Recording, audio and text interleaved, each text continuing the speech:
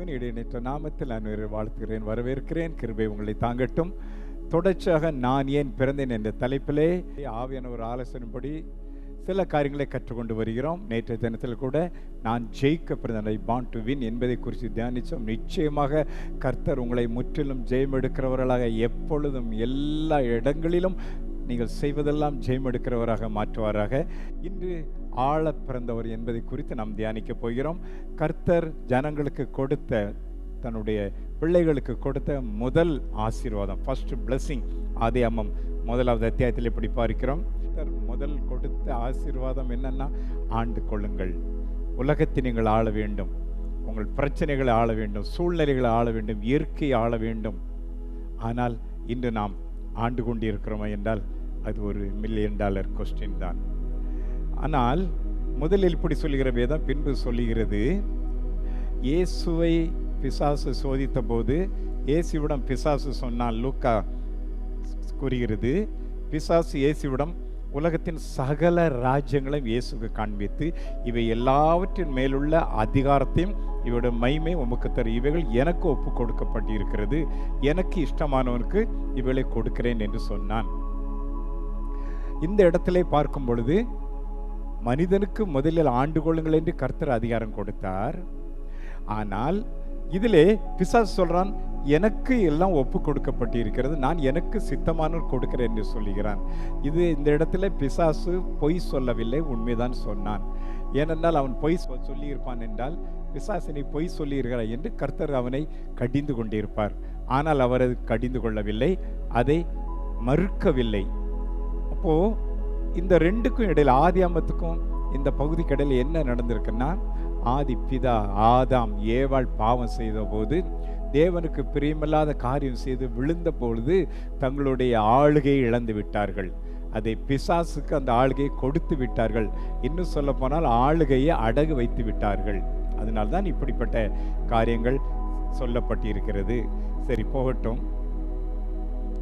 ஆனால் மத்தேயுவிலே கடைசி அதிகாரத்திலே கர்த்தர் சொல்லுகிறார், வானத்தில் பூமியில சகல அதிகாரம் எனக்கு கொடுக்கப்பட்டிருக்கிறது என்று, எனக்கு தான் அதிகாரம் கொடுக்கப்பட்டிருக்கிறது என்று கர்த்தர் சொல்லுகிறார். இயேசு பிசாசை சிலுவையிலே ஜெயித்தார். துரைத்தனங்களையும் அதிகாரங்களையும் உரிந்து கொண்டு வெளியரங்கமான கோலமாக்கி இயேசு சிலுவையிலே வெற்றி சிறந்தார். அதனால தேவ பிள்ளைகளை, பிசாசுகிட்ட தான் ஆளுகை இருக்குன்னு கவலைப்பட வேண்டியில்லை, அந்த ஆளுகையை உரிந்து கொண்டார். சிலுவையிலே இயேசுவை ஜெயிச்சு விட்டேன்னு சொல்லி பிசாசு சந்தோஷப்பட்டான். ஆனால் உண்மையில் என்ன நடந்தது தெரியுமா? இயேசு பிசாசை ஜெயித்து விட்டார், அவனோட அதிகாரத்தை உரிந்து கொண்டார். சரி, போகட்டும். இன்று நாம் எப்படி இருக்கிறோம்? சகல துரைத்தனங்கள் அதிகாரங்கள் இயேசு தலைவராக இருக்கிறார், நாம் இயேசுவுக்குள் பூரணமாக இருக்கிறோம். இதுவும் நாம் கருத்தில் கொள்ள வேண்டிய, இயேசு துரைத்தனத்தை உரிந்து கொண்டு அவர் அதிகாரமுடையவராக தலைவராக இருக்கிறார். கிறிஸ்துவுக்குள், அதாவது ரட்சிக்கப்பட்ட தேவ பிள்ளைகள், நாம் இயேசுவுக்குள் பரிபூரணம் உள்ளவராக இருக்கிறோம். சங்கீதம் இப்படி சொல்கிறது, வானங்கள் கர்த்தருடையது, பூமியையும் மனுபுத்திரர் கொடுத்தார்.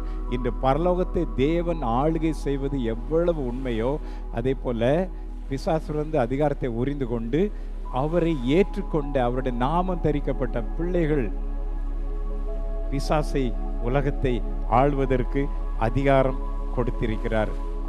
அதனால் தான் வெளிப்படுத்தின விசேஷம் 1:6 இப்படி சொல்லுகிறது, அவருடைய இரத்தத்தால் நம்மை கழுவி நம்மை பரிசுத்தப்படுத்தி, அதாவது நம்மில் அன்பு கூர்ந்து அவருடைய இரத்தத்தால் நம்மை கழுவி பிதாவாகிய தேவனுக்கு முன்பாக நம்மை ராஜாக்களாக மாற்றியிருக்கிறார். நாம் என்ன பாடுகிறோம்? தேவனுக்கு முன்பாக நான் ஒன்றுமில்லை என்று பாடுகிறோம். ஆனால் வேதம் என்ன சொல்லுகிறது?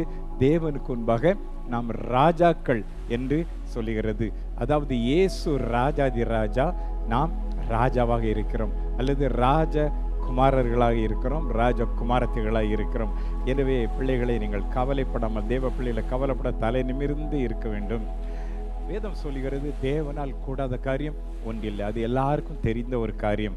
ஆனால் மத்தேயு 17:20 கர்த்தர் இப்படி சொல்லுகிறார், உங்களுக்குள் விசுவாசம் உள்ளவர்களாக இருந்தால், அதாவது கடுகு விதை, இது எவ்வளவு சிறியது. ஆக்சுவலாக கடுகு விதை என்பது அது இஸ்ரேல் தேசத்தில் போனால் இந்த கசகசான்னு சொல்லுவாங்கல்ல, சமையலுக்கு பயன்படுத்தக்கூடிய ஒரு இது. அதே மாதிரி ஒரு கடுகை விட பல மடங்கு சிறிதான ஒரு விதை. அது எவ்வளவு சிறிய ஒரு காரியம், அந்த அளவு விசுவாசம் உங்களுக்கு இருந்தால் உங்களால் கூடாத காரியம் ஒன்றுமில்லை என்று வேதம் சொல்லுகிறது. ஹல்லேலூயா. தேவனால் கூடாத காரியம் ஒன்றுமில்லை நாம் சொல்லுகிறோம்.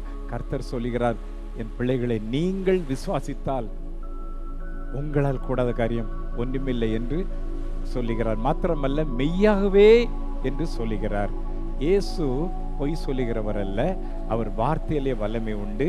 அப்போ நாம் விசுவாசிக்க மாட்டோம் என்பதற்காகத்தான் அவர் மெய்யாகவே நான் சொல்லுகிறேன் என்று சொல்லுகிறார். கடுகு அளவு விசுவாசம் இருந்தால் போதும், நீங்கள் உலகத்தை ஜெயிக்க முடியும். மத்தேயு 18:18 நாம் எல்லாருக்கும் தெரிந்த ஒரு பகுதி தான். பூமியில் நீங்கள் எவைகளை கட்டுவீர்களோ அவைகள் பரலோகத்தில் கட்டப்பட்டிருக்கும், எவைகளை கட்டவிழ்ப்பீர்களோ பரலோகத்தில் கட்டவிழ்க்கப்பட்டிருக்கும் என்று வேதம் சொல்லுகிறது. இன்னொரு மொழிபெயர்ப்பு எப்படி சொல்லுது? பூலோகத்தில் எவைகளை நீங்கள் அனுமதிப்பீர்களோ அவைகளை பரலோகமும் அதை சாங்ஷன் பண்ணி ஆமேன் என்று சொல்லும். நீங்கள் எவைகளை தடை செய்கிறீர்களோ பரலோகம் அவைகளை தடை செய்யும். இயற்கை சீற்றங்களை நாம் தடை செய்கிறோம் என்று சொன்னால் பரலோகம் அதற்கு ஆமென் என்று சொல்லும். வியாதியை நான் தடுத்து நிறுத்துகிறேன், கொள்ளை நோயை நான் தடுத்து நிறுத்துகிறேன், பலவீனத்தை தடுத்து நிறுத்துகிறேன், தோல்வியை தடுத்து நிறுத்துகிறேன் என்று பிசாசின் காரியங்களை நீங்கள் தடுத்து நிறுத்துகிறேன் என்று சொன்னால் பரலோகம் அதற்கு உடனே ஓகே சொல்லிவிடும். அப்போ பருவ காலத்தில் நல்ல மழையை, ஏற்ற காலத்தில் செய்கிற மழையை நான் விடுவிக்கிறேன் என்று சொன்னால் பரலோகமும் அதை அனுமதிக்கும். தெய்வீக சுகத்தை விடுவிக்கிறேன் என்று சொன்னால் பரலோகம் அதை அனுமதிக்கும். ஆசீர்வாதத்தை சபையிலே நான் அனுமதிக்கிறேன், என் பிள்ளைகள் மேலே, என் குடும்பத்திலே ஆசீர்வாதத்தை நான் விடுவிக்கிறேன் என்று சொன்னால் பரலோகம் அதை அங்கீகரித்து ஆமேன் என்று சொல்லும். வேதம் சொல்லுகிற ராஜாவின் வார்த்தை எங்கேயோ அங்கே அதிகாரம் உண்டு.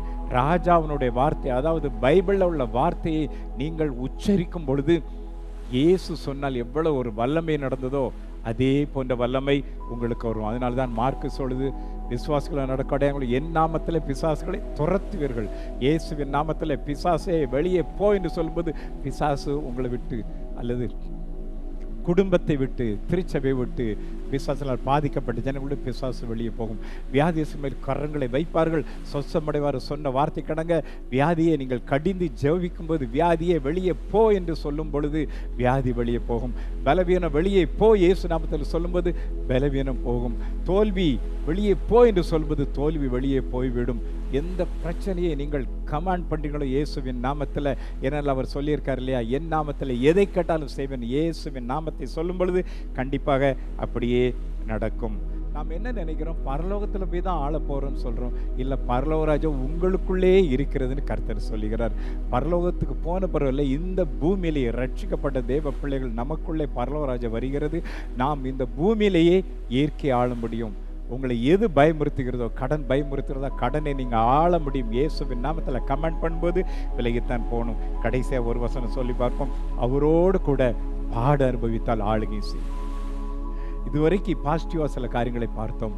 தேவனுக்காக, தேவ ராஜ்யத்துக்காக, அவரோட நாமத்துக்காக நீங்கள் சஃபரானால் ஆளுகை செய்ய முடியும். மறுதலித்து விட்டால் ஆள முடியாது. அப்போ என்ன பிரச்சனை தேவராஜ்யத்துக்கு வந்தாலும் நிலைத்திருப்பீங்களா? என்ன போராட்டங்கள் வந்தாலும் தேவராஜ்யத்துக்காக உண்மையா இருப்பீங்களா? ஊழியத்தில் எவ்வளவு போராட்டம் வந்தாலும் அதை விலகி போய் விடாம நிலைத்திருப்பீங்களா? கர்த்தர் உங்களை கொண்டு ஆளுகை செய்வார். நீங்கள் இயற்கையை ஆளுவீர்கள். இதுவரை நீங்க எதை பார்த்து பயந்தீங்களோ அதை ஆளுவீர்கள். பிசாசை ஆளுவீர்கள், பிரச்சனை ஆளுவீர்கள், வியாதியை ஆளுவீர்கள், தோல்வி ஆளுவீர்கள். உங்கள் தோல்வி ஜெயமாக மாறும். நீங்கள் ஆள பிறந்தவர்கள்.